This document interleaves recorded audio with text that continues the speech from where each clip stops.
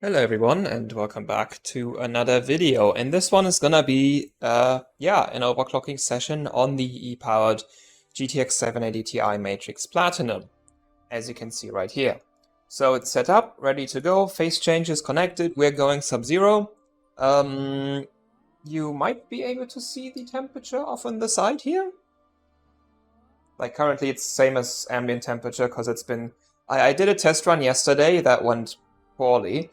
I hope today it goes better, and you will also be able to see a vCore voltage readout from directly behind the core through my Elma EDC right here. So yeah, let's get this thing started. Let's first just boot the card, confirm that it still fires up, and then once we're in the OS, I will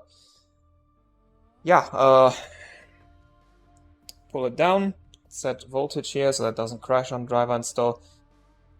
So, as soon as I see the temperature fall, I am going to hit this with the GPU-Z render test to make, just to like have a visual indicator if the card's still running, because sometimes it crashes when you pull down, which is what happened in the test run. Or more like it pulled down correctly, then I closed the render test, and then the card promptly black screened, which I was not super thrilled by.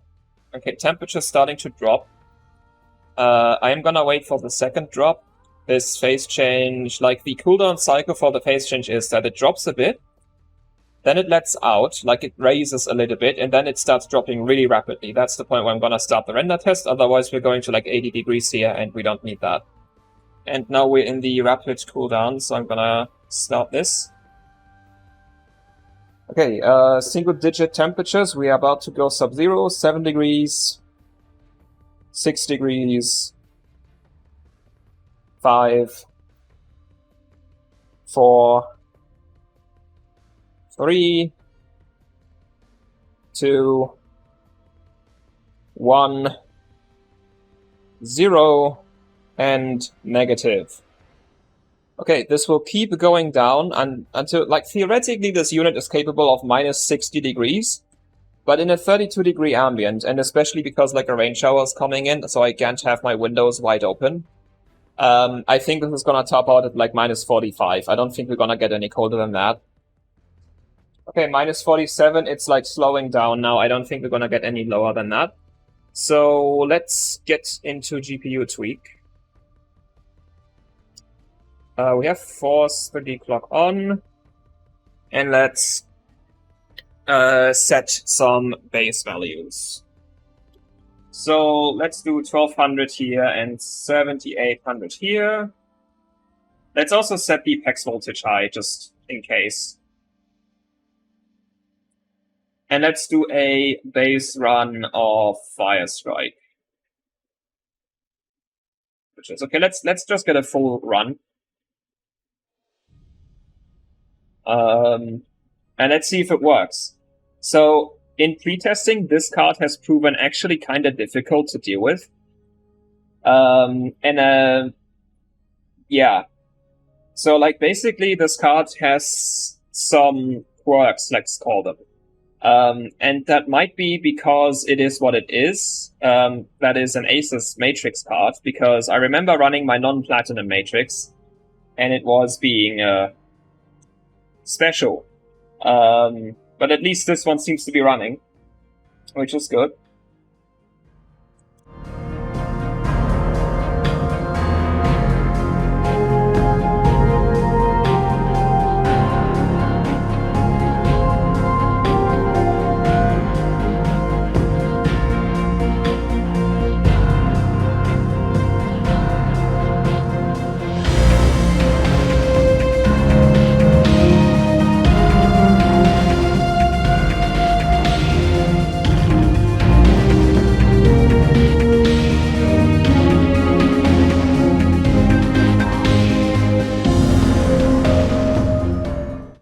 Okay, let's see the score. Hopefully it's a good score. It is not. Okay, so this here is what I mean. So, the card is overclocked, and we're getting about 2,500 points less than stock. That's just what we get. Also, the physics score is really low. This should be in the 23 to 24k range. So it is scoring very low.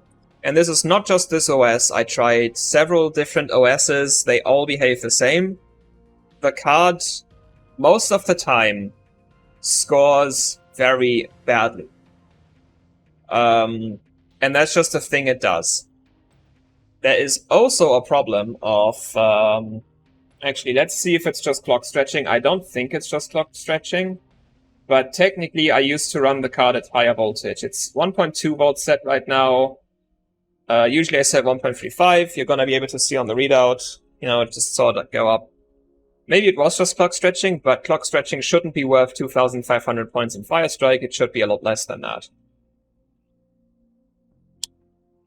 But yeah, so the main problem I've had with the card is that in like 80 to 90% of the runs, you get a score that's just not reminiscent of what the card should be. It's just a really bad score. It scores badly, it scores like it's not overclocked, and I don't really know why.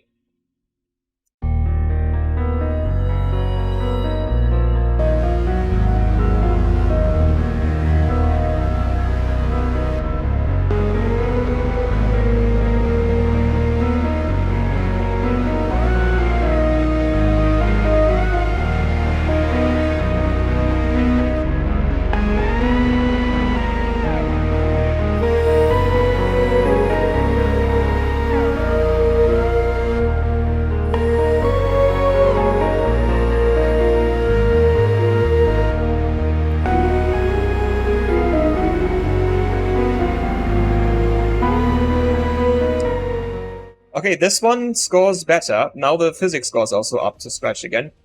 This is about what it should score at stock. We are still overclocked, but this is around 200 points, or like 100 to 200 points above what I typically see at stock for this card. Which, well, 50 megahertz core, and then like, in GPU tweak it's a plus 800, but technically it's a... Actually, let's... because this should do a plus 500. GPU tweak, it's like twice effective speed for some reason. But yeah. Typically this does a plus 500. At ambient I usually run plus 400 because the memory chips, once they get hot, lose stability. But here well, actually they're still warm. But like they should be running colder now than they did at ambient. So they should be able to do at least this. And let's do this. I am kinda chicken clocking a little bit. And actually, let's just run the GPU tests. I don't wanna waste too much time.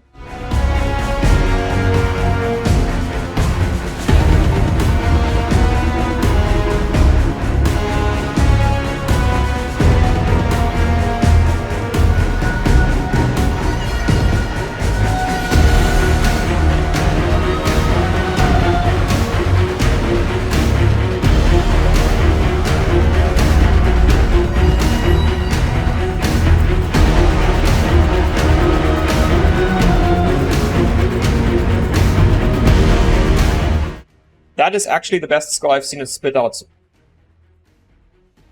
Okay, we are doing pretty good. Let's save this. Okay, that's cool though, because it seems like it's scoring correctly now. Because this is on par with what I should be seeing at this clock. That is cool, because that means, as long as the card is cool, it probably works fine.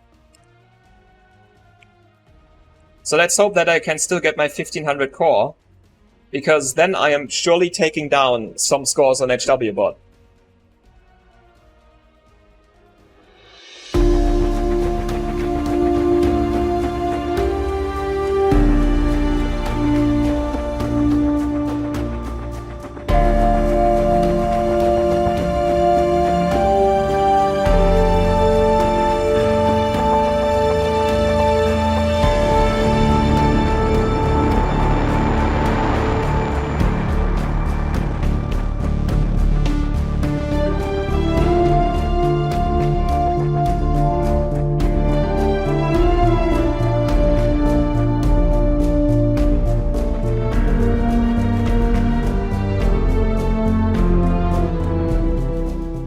unless there's more. Oh, and it crashed at 1400. That's unfortunate. This might be the point where we find out if it has a cold bug. Or like a cold boot bug. Because typically when this card crashes, it does not come back. You can give it a little time. But it does not seem like it's coming back. Yeah, it's not. So, time to press reset and hope that it posts back up. Otherwise, the session is over at this point.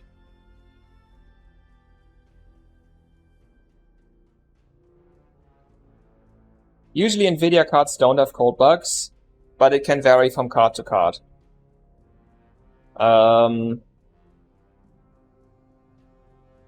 Hello? We should have gotten a BIOS splash screen by now, and I am seeing a yellow light on my monitor.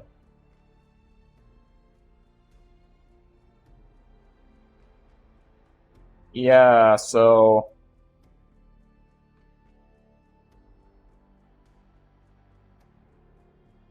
it seems that our card has a cold boot bug.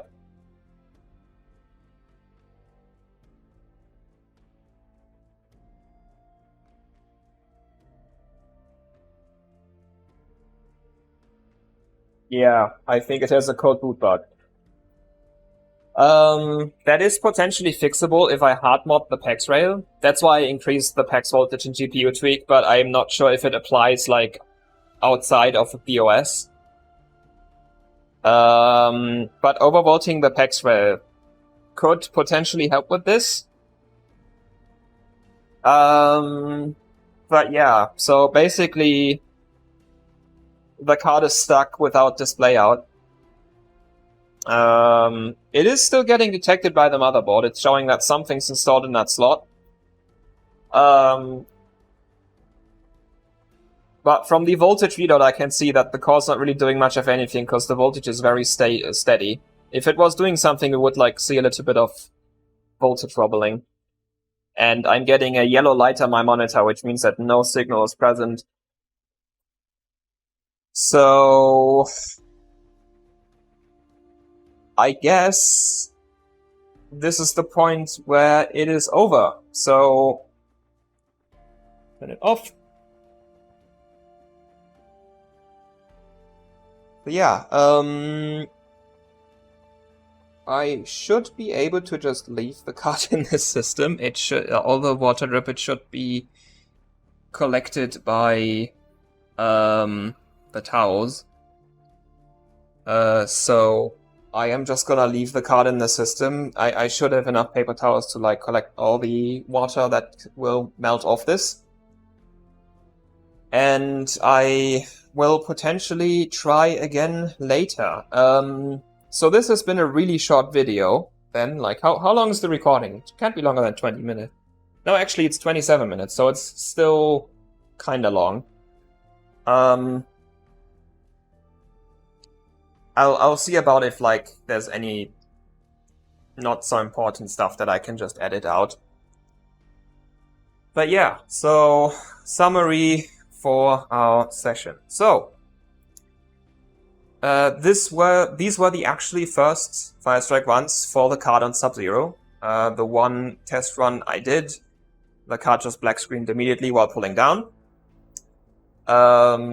So this one's been going better than that first one. And it is scoring fine-ish. That one run, the first run was bad. But the other two runs, 15.1k, I can't show it on screen now because the test bench is off. But if I check HWBot, well, I'm taking first place for GPU score anyway, because there's only 2 people subbing for 780 Ti. But how does it... let's see how it compares to... we ran 1350 core. Let's see if our efficiency is finally good now. Because if the efficiency Sub-Zero is fine, and it's only having problems at ambient, I don't really care that much. So there are a lot of people that sub 780 Ti on HWBot, damn. Here's one person at 1360 with chilled. What kind of GPU score are they getting? They are getting 15.6K. So that is kinda close. It's 10 megahertz more core than we had. And they're running more memory as well. They are running 2043 mem. So that's... What is this? At 40? That's 4100 effective. We had 4000 effective. So that card had slightly faster core, slightly faster memory. If that's worth about 500 points, well, actually it might be. So I think our efficiency is fine then, which is actually a huge relief. Because never mind the clock issues, like you saw, it didn't do 1400 for some reason. It stopped at 1350. Like, the behavior can change Sub-Zero. Maybe just pumping more voltage helps, or maybe actually pumping less voltage helps. I did see some limited more voltage equals less stability on ambient, so maybe there is something to that. Matrix cards are kind of weird. Like, the one I had before had very weird temperature scaling.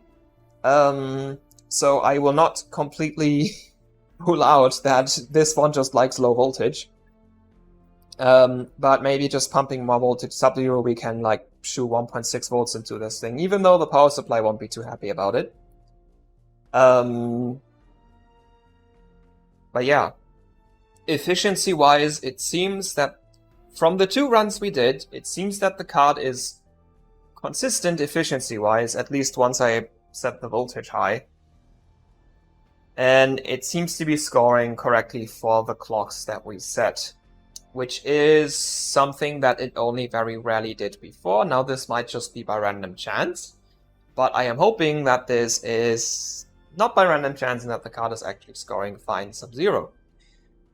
Now I just need to have it run 1525 core again.